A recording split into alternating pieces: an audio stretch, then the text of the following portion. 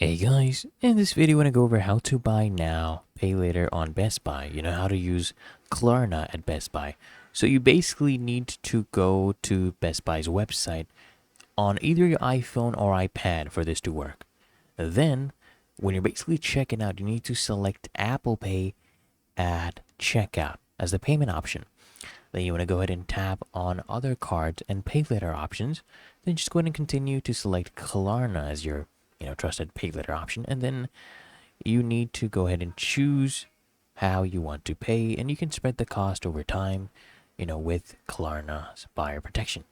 Then to basically authenticate your purchase, you need to go ahead and probably use your Face ID, Touch ID, or passcode since you're paying with Apple Pay.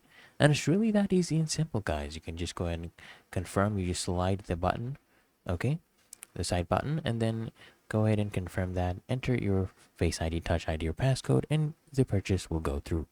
Really that easy and simple.